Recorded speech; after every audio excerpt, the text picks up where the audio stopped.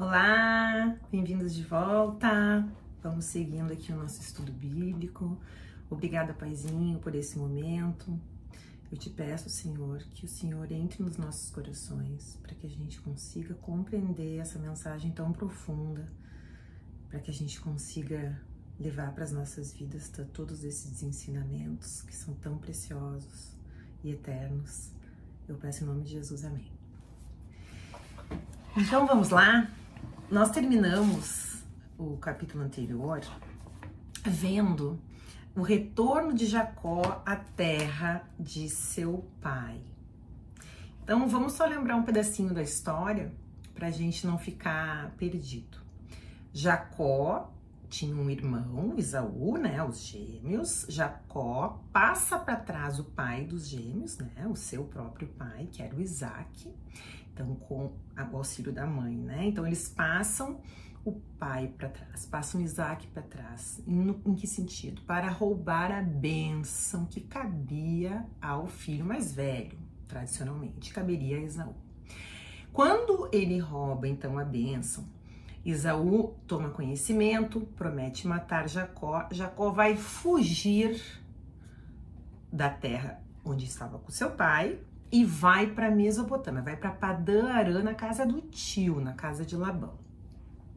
Quando ele tá indo para casa do tio, ele, no meio, pertinho da casa de seu pai, ele para descansar e ele tem um sonho. Ele sonha com uma escada, ele sonha com Jesus. E ele fica impressionado com aquilo, que aquele local se chamava Luz, então ele determina, ele nomeia aquele local, então, depois desse sonho, como Betel, que é a casa de Deus, e ele faz uma promessa a Deus. Ele diz o seguinte: se eu chegar sã e salvo ao meu destino, que era a casa do tio, e depois conseguir retornar sã e salvo para a casa do meu pai, tu vai ser o meu Deus. Ou seja, ele não era o Deus de Jacó. Então Jacó faz essa promessa. Onde é que isso tá? Só pra gente conferir. No capítulo 28 de Gênesis, verso 10, ele fez então esse voto dizendo assim, verso 20. Ali Jacó fez a Deus a seguinte promessa: se tu fores comigo e me guardares nessa viagem que estou fazendo, se me deres roupa e comida, e se voltar sã e salvo para a casa do meu pai, então tu, ó Senhor, serás o meu Deus. Então Jacó fazendo essa promessa 20 anos antes. Ele chega lá na casa do tio, acontece toda aquela história que a gente viu, ele casa com as duas irmãs, com as duas servas, as irmãs, tem até agora esse momento 11 filhos. E Deus manda ele retornar. Quando ele estava lá, começou a se estranhar com o Labão, que era o sogro, passou um tempo, e Deus manda ele voltar para a casa do seu pai.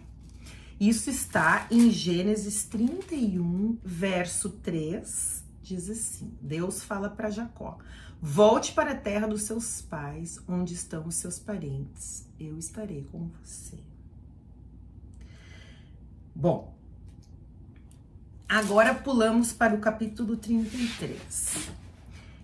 No final do 33, a gente vê, então, o que o capítulo 33, a partir do verso 18 até o finalzinho, 18 a 20, nos mostra? Nos mostra duas informações importantes. A primeira informação é que Jacó não obedeceu a ordem de voltar para a casa dos seus pais. Quando ele estava lá, na casa do tio, Deus falou: volta para a casa dos seus pais. Ele não foi para a casa dos seus pais. Ele chegou perto da casa de seus pais, mas ele parou em Siquém, ou seja, ele parou numa cidade que estava lotada de pessoas de diferentes crenças, religião, costumes, e ali ele se estabeleceu, porque ele vai comprar uma terra. Quem compra uma terra, quem arma acampamento, pretende permanecer. Então isso foi uma desobediência a uma ordem de Deus. A ordem foi clara: volta para casa dos teus pais. Por outro lado, ele cumpriu a promessa que ele tinha feito para Deus na ida para a casa do tio. Quando ele foi para a casa do tio, ele disse: se eu for e voltar com segurança, tu vai ser meu Deus. Isso ele cumpriu, porque ele fez aqui, ó, no verso 20, ele construiu um altar e pôs o nome de El, o Deus de Israel. Jacó tinha tido o seu nome trocado para Israel. Então ele está dizendo: agora tu és o meu Deus. Então esse finalzinho do capítulo 33, ele é parcialmente positivo e parcialmente negativo. Ao mesmo tempo em que Jacó determina, agora ele cumpre essa promessa, ele diz: agora tu és o meu Deus. Porque até então, Deus não era o Deus dele. Tanto que quando ele fez uma oração, ele estava retornando para essa terra dos pais. E ele fica com medo de encontrar Esaú, ele faz uma oração, ele pede ajuda de Deus e ele diz: ouve-me, ó Senhor. Isso está no 32, a partir do verso 9. Ele diz: Deus do meu avô Abraão e de Isaque, o meu pai. Ele não diz meu Deus. Isso aí ele diz antes de encontrar Esaú. Quando ele encontra Esaú e dá tudo certo, ele então faz esse altar e diz: Deus de Israel. Então agora ele reconhece Deus como seu Deus. Maravilhoso. Isso depois que ele se converteu. Mas ele não obedeceu. Por que Deus mandou ele voltar para a casa dos pais dele? Porque na casa dos pais, do pai dele, porque a mãe dele já havia falecido, na casa do pai dele, a cultura daquelas pessoas que estavam ali, as crenças, a moralidade, os costumes e principalmente o culto ao Deus, ao único Deus de Israel, era propagado. Tudo isso era assim, era dessa maneira, era desse jeitinho lá onde morava Isaque. Mas ele parou no meio do caminho. A Bíblia não diz por que ele parou ali em Siquém. A gente só sabe que ali ele comprou uma terra, ali se estabeleceu. É o que diz o finalzinho do 33. Vamos ler a partir do verso 18, antes da gente partir para o 34, porque é importante para a compreensão do capítulo 34. O que diz o verso 18 do 33? Diz assim: assim Jacó voltou da Mesopotâmia para Canaã. Ele chegou são e salvo à cidade de Siquém e armou seu acampamento ali perto. Por 100 barras de prata comprou terras dos filhos de Hamor, o pai de Siquém, e nelas armou seu acampamento. Ele comprou terras porque ele pretendia então permanecer ali. E então ele compra as terras de Hamor, que é o pai de Siquém. Então aquele local se chamava Siquém e o príncipe daquele local também se chamava Siquém. Então o local se chama Siquém e o filho de Hamor, que era o príncipe, também se chama Siquém. Bom, então estamos nesse momento agora, partindo para o capítulo 34. O que vai acontecer aqui? Diná é desonrada. Esse é o título que está escrito aqui na minha Bíblia. Eu estou lendo a Bíblia, nova tradução em linguagem de hoje da Sociedade Bíblica do Brasil. Vamos ler o capítulo 34, que é um capítulo que suscita bastante contradições entre teólogos, pastores e apologetas, tá? Vamos ver. Certa vez, Diná, a filha de Jacó e de Leia, Jacó até aqui tinha tido 11 meninos e uma menina, foi fazer uma visita a algumas moças daquele lugar. Ponto. Vamos fazer algumas considerações aqui. Eu já adianto que a contradição é a seguinte. Eu acho que até é seguro dizer que a maioria dos intérpretes das Bíblias ao longo de todo esse período, né, ao longo de 3.700 anos, a maioria dos pastores, padres, doutrinadores, eles consideram que Diná foi estuprada, tá? Eu não acho que ela foi estuprada. Eu não acho. Eu acho que foi consensual. Eu acho que isso aqui tá mais para uma história de Romeu e Julieta do que para uma história de abuso. E eu vou mostrar por que eu penso assim. Eu não penso sozinha. Existem alguns religiosos que pensam também assim. Eu peguei 2 exemplos, se vocês quiserem se aprofundar no tema. Peguei o exemplo de um judeu, porque a Torá, né, que são os primeiros 5 livros da Bíblia, são seguidas também pelos judeus. Então eu peguei o posicionamento de um judeu, é o rabino Yosef Bloch, tá? tá? Ele é professor, ele tem YouTube, ele tem podcast, ele é conhecido como Rabbi Joe, J-O-E, in, né, em inglês, Jerusalém. Então, Rabbi Joe em Jerusalém, vocês podem pesquisar Diná, e ele tem, então, uma teoria que é a que eu acredito está correta, mas a gente não tem como saber. Já adianto que a Bíblia, ela é ambígua, ela não esclarece, isso é uma interpretação que a gente faz, né? O leitor faz a interpretação, Deus deixou assim, ele deixou ambíguo, na minha opinião, não houve estupro, na opinião do rabino Joseph Plock também não. O católico Christopher Fisher, ele é professor da Universidade St. Thomas de Boston, nos Estados Unidos, ele é um teólogo, ele também acha que não houve estupro.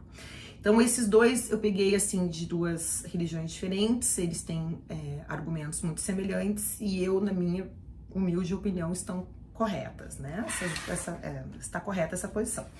Então, essa é a contradição. Vamos ler aqui o que aconteceu. Então, Diná, ela era uma adolescente aqui nesse momento, certo? Tinha uns 15 anos, pelo que a gente lê. Dos teólogos falando, a Bíblia não diz quantos anos ela tinha, ela era mais novinha, ela era adolescente. E aí ela sai da casa, né, das tendas ali do acampamento e vai ver o que as mulheres que moravam naquele local estavam fazendo, né? Então ela foi fazer uma visita a algumas moças daquele lugar. Isso aqui já é um alerta, né? É importante que a gente nunca esqueça o seguinte: a Bíblia não é um livro velho. A Bíblia é um livro eterno. Como assim? O que aconteceu sempre acontece. A Bíblia retrata verdades que são eternas. A Bíblia alerta para situações que sempre aconteceram e que vão continuar acontecendo. Isso aqui, essa história de Diná, se ela foi estuprada ou se ela não foi estuprada, uma coisa é certa, nós temos que ter atenção, porque vai haver uma tragédia nessa família e tudo começou com uma curiosidade, com uma sede. O que essa menina estava buscando? Não sei. Por que ela foi ver como é que as meninas daquela terra viviam? Meninas que eram diferentes, elas eram cananitas, ela estava numa terra estrangeira, num local que tinha cultura diferente, religião diferente, tudo diferente, valores diferentes, e ela estava curiosa, A curiosidade faz parte do ser humano, sim, mas a gente tem que ter muito cuidado com a curiosidade, porque foi a curiosidade que fez Adão e Eva caírem no pecado. Então, a curiosidade, ela é muito utilizada pelo mal. O que aconteceu que essa menina adolescente vai sair sozinha de casa para ver o que as pessoas daquela terra estavam fazendo e se sujeitando a um risco muito grande? Porque uma mulher, uma menina, naquela ocasião, então, antigamente, no Antigo Oriente, não existia uma mulher andar sozinha. Era perigoso, ela estava num local que ela não conhecia muito bem. As pessoas eram diferentes dela. Ela foi sozinha. O primeiro alerta que a gente tem que ter com as nossas crianças, né? Nós temos que ter alerta com os nossos adolescentes. Eles não vão sair e entrar numa terra sozinhos, mas eles podem entrar num canal no YouTube sozinhos. Eles podem entrar numa rede social sozinhos. Eles podem estar se expondo a perigo. Eles podem estar se expondo a coisas que nós nem imaginamos. Então a Bíblia alerta, isso sempre existiu. A gente precisa estar de olho, porque a curiosidade de um adolescente, ela é muito aguçada. Então, ficar de olho, né? Essa menina saiu sozinha, ninguém viu, e olha o que vai acontecer. Aconteceu o seguinte: Amor, o heveu, que era chefe daquela região, tinha um filho chamado Siquém. Ele viu Diná, pegou-a e a forçou a ter relações com ele. A minha Bíblia diz que ele a forçou. Eu já li essa passagem, vocês podem fazer essa experiência e botar no Google. capítulo 34 de Ná. E vocês conseguem ler essa passagem em várias Bíblias. Tem Bíblias que dizem que ele a humilhou. Tem Bíblias que dizem que... Então, assim, a palavra... o que acontece aqui é uma relação sexual que está sendo relatada como inapropriada, inadequada. Bom, vamos seguir, depois eu vou dar os argumentos por que eu acho que não foi um estupro, mas vamos seguir a leitura. O Siquém, né, a achou tão atraente que se apaixonou por ela e procurou fazer com que ela o amasse. Depois ele disse ao seu pai. Então, o Siquém vai pedir para o seu pai dar um jeito que ele queria casar com Diná.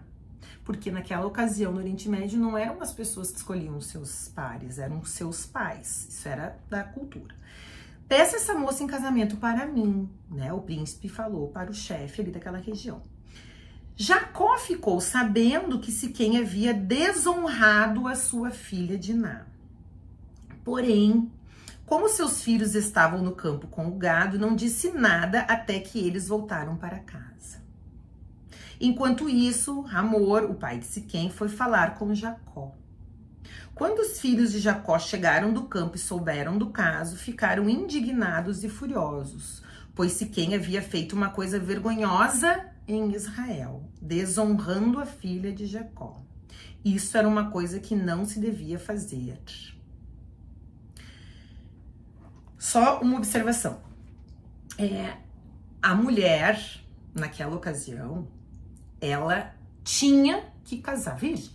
Uma mulher que perdesse a virgindade, ela ia ter muita dificuldade de casar. E isso apresentava uma grande desonra à mulher e à família da sua mulher. Então, se ela, por livre e espontânea vontade, tivesse tido uma história de amor com Siquém, de qualquer forma, eles diriam que Siquém desonrou Israel, desonrou a família de Israel.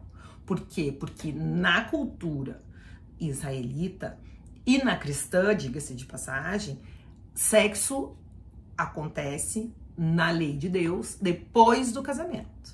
O que é feito antes é contra a vontade de Deus. Então, existe uma desonra à família dela por conta também disso. Mas vamos seguir lendo.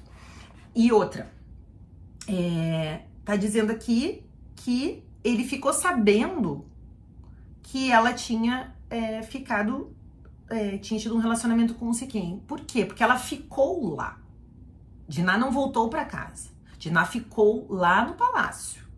E aí o pai de Siquém veio pedir a mão dela em casamento para Jacó. E Jacó ficou quieto. Jacó não brigou, Jacó não fez um escândalo, Jacó esperou os filhos chegarem. Será que se a filha de Jacó tivesse sido estuprada, ele ia ficar assim tão tranquilo? Ou será que ele ficou sabendo, minha filha se apaixonou, e agora? O que eu faço? Não é o ideal, mas vamos fazer uma reunião de família para ver o que vamos fazer. Bom, aí chega o filho dele. Ó, o meu filho... Aí chega o pai de Siquém, ó. O meu filho Siquém está apaixonado pela filha de vocês. Eu peço que vocês deixem que ela case com ele. Fiquemos parentes. Nós casaremos com as filhas de vocês e vocês casarão com as nossas. Fiquem aqui com a gente, morando na nossa região. Comprem terras onde quiserem e façam negócios por aqui. Depois Siquém disse ao pai e aos irmãos de Diná: façam esse favor para mim. Eu lhes darei o que quiserem. Peçam os presentes que quiserem e digam quanto querem que eu pague pela moça, mas deixem que ela case comigo. Então, o pai pediu a mão da moça para Jacó. O próprio príncipe foi lá e disse: eu pago qualquer coisa, porque naquela ocasião tinha que ser pago um dote. Ele amava ela, né? Ele amava, ele foi lá, e a gente não ouve um ai falando sobre Diná. Diná não fala aqui, a gente não tem a versão de Diná, tá? Então, seguimos a leitura no verso 13. Como Siquém havia desonrado a irmã deles, os filhos de Jacó foram falsos na resposta que deram a ele e ao seu pai Hamor e disseram assim. Então, olha o que eles vão fazer. Não podemos deixar que a nossa irmã case com um homem que não tenha sido circuncidado, pois isso seria uma vergonha para nós, né? Judeus tinham a aliança com Deus de fazerem o rito da circuncisão no 8º dia. Só podemos aceitar a proposta, né, com uma condição, que vocês fiquem como nós. Quer dizer, que todos os seus homens sejam circuncidados. Aí sim vocês poderão casar com as nossas filhas e nós casaremos com as filhas de vocês. Nós viveremos no meio de vocês e seremos todos um povo só. Mas se vocês não aceitarem a nossa condição e não quiserem ser circuncidados, nós iremos embora e levaremos a nossa irmã. Então, ela não estava sequestrada.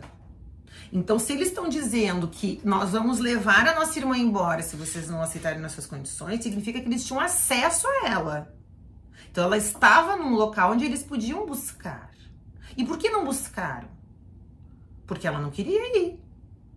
Então, parece que ela estava lá voluntariamente, parece que ela teve uma história real de amor com esse príncipe, parece que o príncipe veio fazer a coisa certa e os irmãos não aceitam, porque consideravam aquelas pessoas impuras. Deus não queria essa mistura, ele nunca quis. Foi por isso, inclusive, que houve o dilúvio. Ele queria que a semente que viria do Filho do Homem fosse preservada, a cultura fosse preservada, a palavra de Deus fosse preservada, sempre foi da vontade de Deus. Então eles não queriam que houvesse essa mistura, mas a forma como eles vão fazer isso foi dissimulada, eles mentiram e eles usaram a circuncisão como desculpa, que era um ritual sagrado entre os descendentes de Abraão e Deus. Mas vamos seguir. Amor e seu filho, Siquém, concordaram com a condição. Sem perda de tempo, o moço foi circuncidado. Imediatamente ele já fez a cirurgia, né? Pois estava apaixonado pela filha de Jacó. E Siquém era a pessoa mais respeitada na família de seu pai. Então ele é um homem respeitado, ele é um homem que foi o primeiro a fazer a circuncisão, ele pediu a mão dela, disse que pagaria qualquer coisa. Não parece um estuprador. Depois Amor e seu filho Siquém foram até o portão da cidade onde eram tratados os negócios e disseram aos moradores da cidade: essa gente é amiga, vamos deixar que eles fiquem morando e negociando aqui, pois há terras que chegam para eles. Nós poderemos casar com as filhas deles e eles poderão casar com as nossas. Mas eles só concordam em viver entre nós e se tornar um povo com a gente se aceitarmos essa condição. Todos os nossos homens precisam ser circuncidados como eles são. E será que não ficaremos com todo o gado deles e com tudo que eles têm? É só aceitarmos a condição e eles ficarão morando entre nós. Então, para convencer o povo todo daquela região a fazer a cirurgia, eles mostraram que aquela união era vantajosa financeiramente para eles, porque afinal de contas a família de Jacó era rica, né? Então todos os homens maiores de idade concordaram com Amor e com seu filho Siquém e foram circuncidados. É uma cirurgia, né? 3 dias depois, quando os homens sentiam fortes dores, 2 filhos de Jacó, Simeão e Levi, irmãos de Diná, eles também eram filhos de Lia, eles eram irmãos pelos 2 lados, pegaram as suas espadas, entraram na cidade sem ninguém notar e mataram todos os homens. Então, a atitude totalmente desproporcional, né? E Amor e Siquém também foram mortos. Em seguida, Simeão e Levi tiraram Diná da casa de Siquém e saíram. Depois da matança, os outros filhos de Jacó roubaram as coisas de valor que havia na cidade para se vingar da desonra da sua irmã. Eles levaram as ovelhas e as cabras, o gado, os jumentos e tudo que havia na cidade e no campo. Tiraram das casas todas as coisas de valor e levaram como prisioneiras as mulheres e as crianças. Então Jacó disse a Simeão e a Levi: vocês me puseram numa situação difícil. Agora os cananeus, os perizeus e todos os moradores dessas terras vão ficar com ódio de mim. Eu não tenho muitos homens. Se eles se juntarem e me atacarem, a minha família inteira será morta. Mas eles responderam: Nós não podíamos deixar que a nossa irmã fosse tratada como uma prostituta. A questão é a seguinte: existem teorias para os dois lados. Existem teóricos que dizem que ela foi estuprada e que a vingança dos irmãos foi por conta desse estupro. Existem teóricos que dizem que foi um relacionamento consensual, mas que é contra as regras dos judeus. De qualquer forma, o que aconteceu aqui? Qual foi o embrião do problema? A origem do problema? O iniciozinho do problema? Foi a desobediência. Porque Deus mandou ele voltar, Jacó e sua família, para a casa de seus pais, para a casa de Isaac. E Deus, quando ele manda a gente fazer alguma coisa, é isso que a gente precisa entender. É pro nosso bem. Deus não manda a gente fazer alguma coisa porque vai ser ruim para nós. É pro nosso bem. Se ele tivesse ido direto para casa dos pais, a filha não ia ter curiosidade de sair andando sozinha para conhecer outra cultura. Ela ia estar inserida dentro da sua cultura. Ele não obedeceu, ele parou numa cidade estranha. A filha, curiosa, não foi supervisionada e acabou acontecendo o que aconteceu. A gente não ouve mais falar de Diná, a gente não sabe mais o que aconteceu com Diná. O que a gente sabe é que depois de tudo isso aqui, ele vai orar e Deus, com toda a misericórdia, como sempre, perdoa as nossas falhas. A gente só precisa se arrepender. A gente vai pecar, a gente vai errar, nós somos imperfeitos, mas a gente precisa se arrepender. A gente precisa ter essa humildade. Humildade, humildade, humildade. Se eu acho que eu sei tudo, se eu acho que eu sou perfeita, se eu acho que eu não erro, que eu sou uma pessoa boa, que eu sou uma pessoa caridosa, eu não consigo chegar em Deus. A gente viu isso quando houve aquela história com Nicodemos. Ele não conseguia compreender que ele precisava se humilhar e nascer de novo e aprender tudo de novo. E aqui a gente vê que ele desobedece, Jacó desobedece a ordem de voltar para casa dos pais quando ele para em Siquém. Acontece um monte de tragédia e ele vai se arrepender, ele vai voltar para Deus e Deus vai recebê-lo. Olha só, é o capítulo 35. Deus disse a Jacó: apronte-se, vá para Betel, sai desse lugar, vai para Betel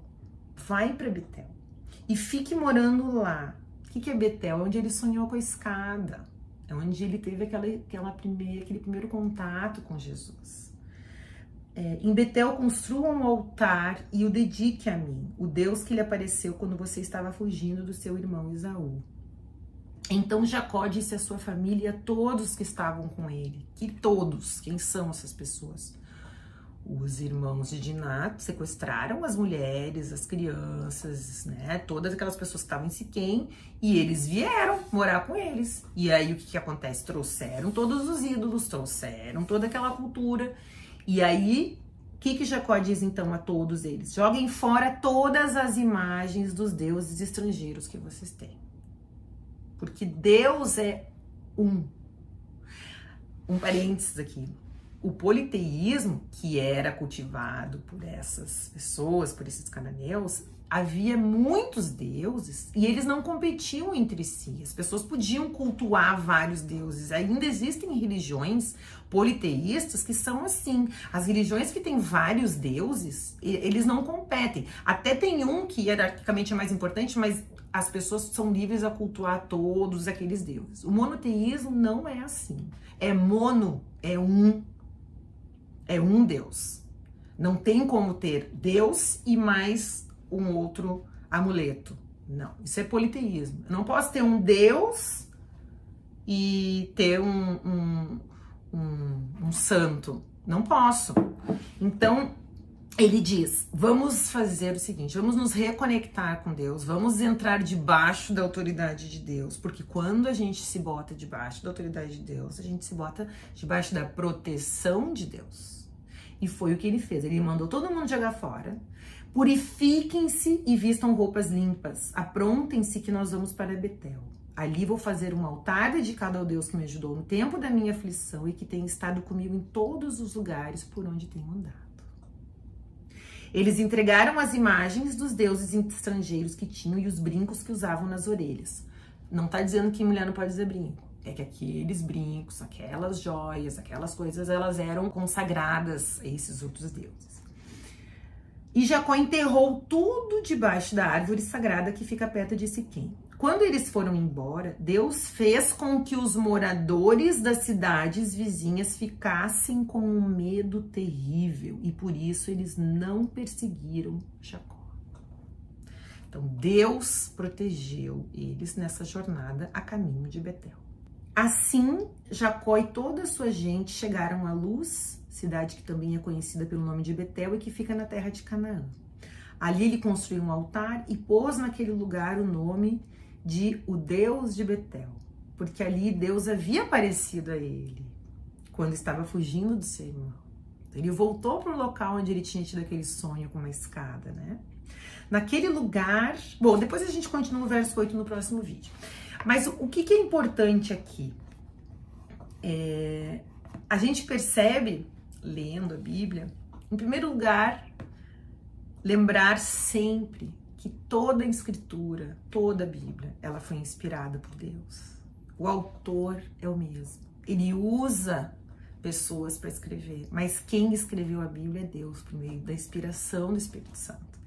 Então, é muito lindo que a gente vai vendo conexões o tempo inteiro entre Gênesis, entre Êxodo, todos os livros da Bíblia, eles se conversam, eles se comunicam. Então, eu queria, quando eu estava estudando essa passagem, eu achei um paralelo tão bonito.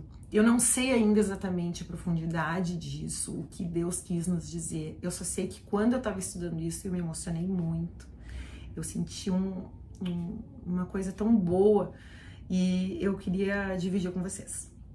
É o seguinte, essa terra aqui de Siquém, né, que é a terra onde ele não deveria ter ido, Jacó não deveria ter parado, mas ele foi para Siquém, ele comprou, né, uma terra em Siquém. Essa terra ele vai doar para José.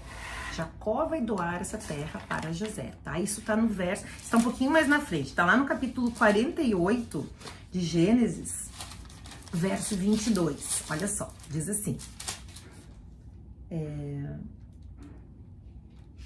eu dou Siquém a você e não a seus irmãos. Jacó estava falando.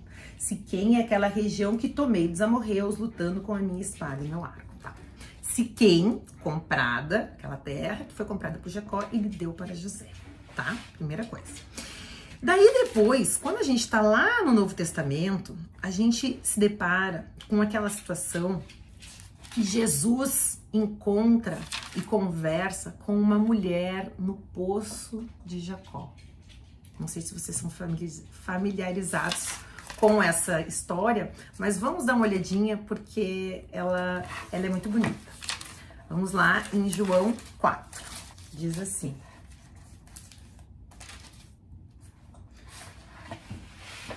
os fariseus ouviram dizer que Jesus estava ganhando mais discípulos e batizava mais pessoas do que João. Tá, isso não é importante para esse momento. De fato, não era Jesus quem batizava. Quando Jesus ficou sabendo disso, saiu da Judéia e voltou para a Galileia. No caminho, ele tinha que passar pela região da Samaria. Olha só. Quem são os samaritanos? Os samaritanos, a gente vai ver lá adiante na história bíblica que as tribos vão se dividir. Norte e sul, as 12 tribos de Israel vão se dividir. E vai haver invasões e sequestros e miscigenações, e vai haver a partir de então 2 grupos, os judeus e os samaritanos. Os samaritanos são os judeus impuros. Consideram assim os judeus, consideram os samaritanos impuros. Por quê? Porque eles eram judeus que acabaram incorporando cultos e tradições e ídolos de outras culturas, tá? Então, os judeus puros, palavra de Deus, Bíblia. Os samaritanos impuros, misturados, deuses diferentes, além do Deus principal. Os samaritanos seguem a Torá apenas, só os 5 primeiros livros da Bíblia, só o Pentateuco. Os judeus seguem os 5 livros da Bíblia e todo o Velho Testamento. Os samaritanos tinham um templo. Os judeus tinham outro templo. Os samaritanos, eles louvavam num monte. Os judeus louvavam em outro monte. Eles eram inimigos. Era quase uma guerra civil. Um não convivia com o outro. Jesus era judeu. Então, ele falar com um samaritano já era muito esquisito. Agora, falar com uma mulher samaritana, mais esquisito ainda, porque não se falava, homens não falavam com mulheres desacompanhadas. Mas olha só que interessante o que vai acontecer e a relação que isso aqui tem com Diná. Olha só. Ele tinha de passar pela região da Samaria para ir para Galileia. Na verdade, não. Na verdade, existe um outro caminho. Se a gente olha no mapa, ele precisava subir, atravessar, né, a Samaria para Galileia, mas ele podia também ir pelo litoral. Ele foi por dentro, porque ele tinha um compromisso ali com essa mulher. A gente vai ver. Ele já sabia, ele é Deus, né? Ele vê, ele sabia que horas ela ia estar ali. Então, vamos ver o verso 5 do capítulo 4, diz assim. Ele chegou a uma cidade da Samaria chamada Sicar, que ficava perto das terras que Jacó tinha dado a seu filho José. Que terra é essa que Jacó tinha dado a seu filho José? É a terra de Siquém, né? Ali onde houve toda aquela situação com Diná. Ali ficava o poço de Jacó.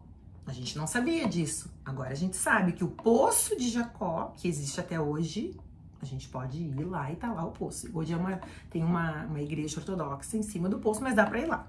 Então esse poço de Jacó estava dentro da terra de Siquém, que foi dada por Jacó a José. Estamos lá naquele lugar agora. Nós estamos no lugar onde aconteceu toda a situação com Diná. Estamos fisicamente naquele local. Era mais ou menos meio-dia quando Jesus, cansado da viagem, sentou-se perto do poço. Uma mulher samaritana veio tirar água. Uma mulher.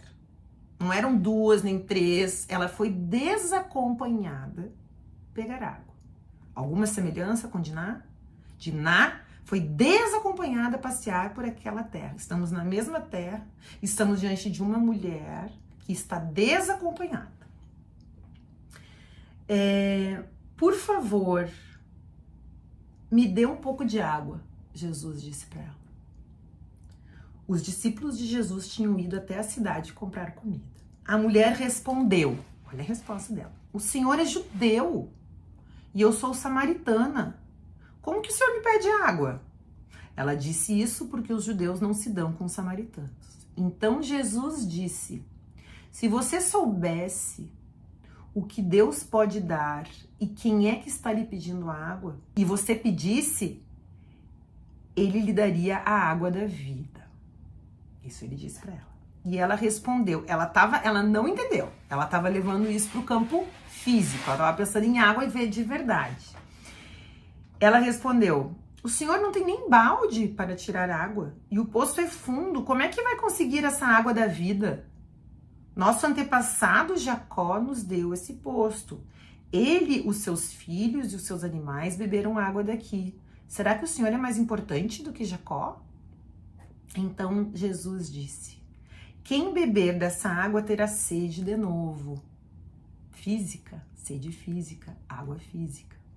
Mas a pessoa que beber da água que eu lhe der, nunca mais terá sede. Porque a água que eu lhe der se tornará nela uma fonte de água que dará a vida eterna. Então a mulher pediu, ela ainda não tinha entendido. Por favor, me dê dessa água, assim eu nunca mais terei sede e não precisarei mais vir aqui buscar água. Vá chamar o seu marido e volte aqui, ordenou Jesus. Eu não tenho marido, respondeu a mulher. Então Jesus disse, você está certa ao dizer que não tem marido, pois já teve 5. E este que você tem agora não é de fato seu marido. Sim, você falou a verdade. A mulher respondeu, agora sei que o Senhor é um profeta.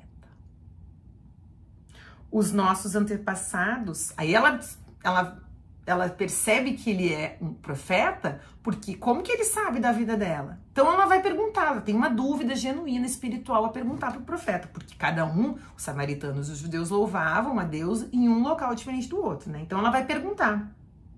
Os nossos antepassados adoravam a Deus neste monte, mas vocês, judeus, dizem que Jerusalém é o lugar onde devemos adorá-lo.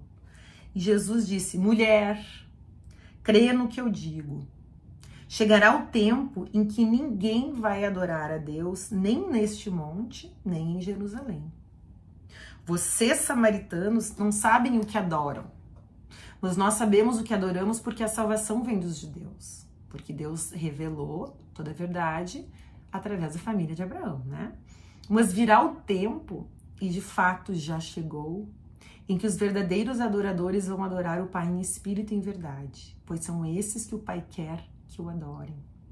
Deus é espírito, e por isso os que o adoram devem adorá-lo em espírito e em verdade. A mulher respondeu: eu sei que o Messias, chamado Cristo, tem de vir, e quando ele vier vai explicar tudo para nós. Então Jesus afirmou: pois eu que estou falando com você sou o Messias. Então,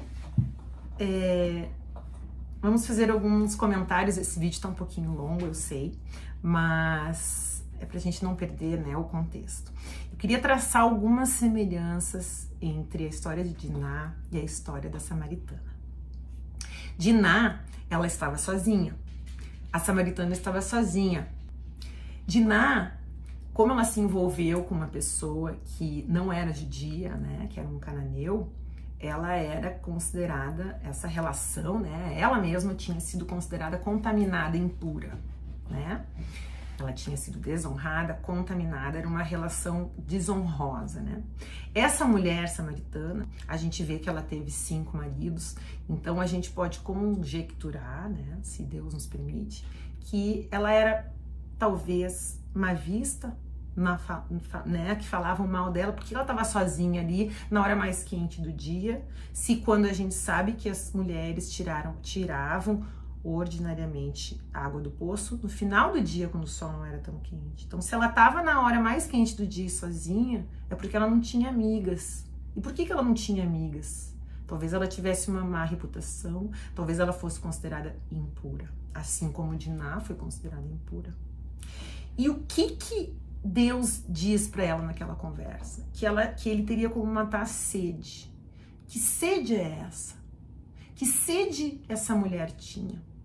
Será que ela tinha uma sede de contato, de pertencimento, de aceitação? Qual era a sede de Diná? Qual é a nossa sede? Qual é a sede que nós temos? Vários tipos. Mas Deus disse que a única água que mata a nossa sede definitivamente é a água proveniente de Jesus, que é o Espírito Santo. É o Espírito Santo. A gente vê isso em João 7,37. A gente vê que Jesus estava falando do Espírito Santo, que preencheria a nossa sede. E o que isso significa? Isso significa que a gente precisa entender que esse mundo é caído. Não adianta a gente perder o nosso tempo se dedicando para ter um corpo perfeito, para ter mais dinheiro, para ter fama, para ter poder, para ter bens. Esse mundo é caído. Lembram da tentação de Jesus? O diabo levou ele lá em cima e mostrou para ele: tá vendo, esse mundo é tudo meu, eu dou ele para quem eu quiser. Esse mundo é caído. Nós temos que pensar na eternidade. Quando Adão e Eva caíram no pecado, a gente caiu. A gente não tá mais no paraíso. A gente tá num mundo dominado pelo mal. Mas a gente não tem que ficar aqui para sempre. Um dia a gente vai retornar. A gente precisa receber Jesus para retornar para o paraíso. Senão a gente vai ficar caído. E a gente retornando para Jesus, como que a gente faz isso? A gente viu aqui que ele manda Jacó, na nossa história, voltar para Betel, voltar para Jesus. E como que ele faz esse retorno? Como que a gente retorna? Como que a gente se aproxima? Se arrependendo. O arrependimento é fundamental. Foi o que ele fez com a mulher no poço. Ele falou dos maridos, não foi para condenar ela. Foi para ela se dar conta do pecado. Foi para ela se dar conta que ela estava vivendo no pecado. Ela morava com uma pessoa que não era o marido dela. Então ele leva ela a esse momento, ao momento de arrependimento. E pra gente chegar nesse momento de arrependimento, a gente tem que ter humildade. A gente tem que cuidar com o orgulho. O orgulho foi o que separou o bem do mal, né? O diabo queria ser como Deus, por isso que ele caiu. E Jesus mostra que o caminho é a humildade. Jesus lavou os pés dos apóstolos. A pessoa que tem orgulho, ela acha que ela não precisa mudar, que ela não precisa crescer. Ela nunca vai crescer espiritualmente. A pessoa que quiser matar essa sede que nós temos, ela precisa de Jesus. E para entrar no mundo de Jesus, a gente precisa se arrepender, a gente precisa se dar conta que a gente tem nossos defeitos, nossas imperfeições, e Ele vai nos receber e vai nos preencher essa sede. E a nossa vida muda. Eu vivi isso. Eu acho que a gente deve sempre falar do nosso testemunho, mesmo que seja humilhante, mesmo que seja uma coisa íntima. Eu venho de uma família desfeita. Meu pai tá no 3º casamento. Eu sou filha de pais separados. Eu tenho irmãos do 1º casamento do meu pai, tenho irmão do 2º casamento do meu pai. Meu pai casou 3 vezes. Eu tive que dividir, vamos dizer assim, o meu pai com irmãos de um casamento, daí ele foi para outro e eu, vi uma família desfeita, eu sofri muito. Então, assim, eu sempre tive uma carência muito forte que eu buscava preencher nas pessoas. Então, eu me dedicava para amigas, principalmente. Eu, durante muitos anos, aceitei migalhas em todos os meus relacionamentos. Eu aceitava, eu era a melhor amiga do mundo para uma pessoa que não estava nem aí para mim, que não me ligava, que não me procurava. E eu investia muito nas pessoas porque eu tinha uma sede de amor, de estabilidade, de carinho. E eu nunca preenchi esse buraco. Quando eu recebi Jesus, eu passei a me sentir de verdade amada. Eu não consigo mais ter relacionamentos migalha com ninguém. Não consigo. Uma chave virou dentro de mim. Hoje eu tenho poucos amigos, mas são irmãos, né? Então, Jesus preencheu essa sede. E só Ele preencheu, porque eu já era casada há muitos anos quando eu recebi Jesus. E eu continuava com amizades assim, mesmo depois do casamento. Então, o meu marido, que é o melhor marido do mundo, ele não conseguiria nunca preencher esse vazio. Jesus é apenas Jesus preenche esse vazio. A minha filha, que é a minha melhor amiga do mundo, não conseguiria preencher esse vazio. Só Jesus conseguiria preencher esse vazio. E isso é verdade. Eu não sinto mais a sede de ter aprovação, de pessoas gostarem de mim. Eu simplesmente não consigo mais cultivar relacionamentos assim tóxicos. E foi Jesus quem me deu isso. É por isso que eu tô aqui, é por isso que eu quero tanto falar de Jesus e que as pessoas entendam que é a melhor coisa que vocês podem fazer na vida de vocês. Eu tava assistindo uma entrevista de um autor maravilhoso, o nome dele é J. Warner Wallace. J.